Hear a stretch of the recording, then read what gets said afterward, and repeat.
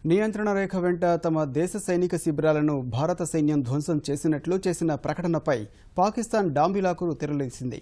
మే 13న తాము కూడా భారత పోస్టులను ధ్వంసం చేసినట్లు ఓ వీడియోను విడుదల చేసిన పాకిస్తాన్ సైన్యం భారత్కు తగిన రీతిలో బదులిచ్చినట్లు తెలిపింది.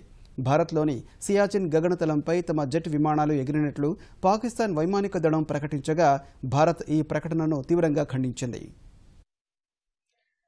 సరిహద్దుల వద్ద ఉగ్రవాదుల చొరబాట్లకు ప్రోత్సాహం సహా సైన్యం ద్వారా కవ్వింపు చర్యలకు పాల్పడుతున్న పాకిస్తాన్ ప్రతిదాడి జరిపినట్లు భారత్ చేసిన ప్రకటనతో ఎదురుదాడి ప్రారంభించింది.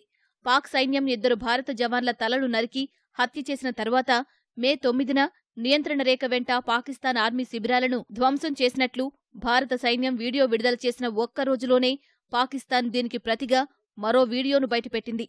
87 సెకండ్లు గల ఈ వీడియోలో పాక్ నియంత్రణ రేఖ వద్ద పలు భారత సైనిక శిబిరాలను ధ్వంసం చేసినట్లు తెలిపింది. తమ దేశానికి చెందిన అమాయక పౌరులపై భారత సైన్యం చేసిన దాడికి ప్రతీకారంగా ఈ దాడులు జరిపినట్లు వీడియోలో తెలిపిన పాక్ సైనిక ప్రతినిధి మేజర్ జనరల్ ఆసిఫ్ గఫూర్ భారత సైనిక శిబిరాలకు భారీ నష్టం కలిగించినట్లు వివరించారు.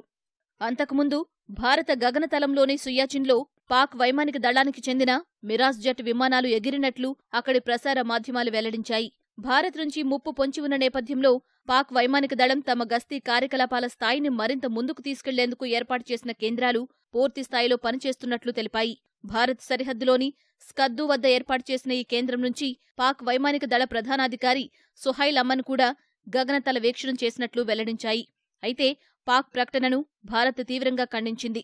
పాకిస్తాన్ సైన్యం విడుదల చేసిన వీడియోను భారత సైన్యం నకిలీదిగా పేర్కొనగా పాక్ పేర్కొంటున్నట్లుగా సియాచిన్లో ఎలాంటి గగనతల ఉల్లంఘన జరగలేదని భారత వైమానిక దళం స్పష్టం చేసింది.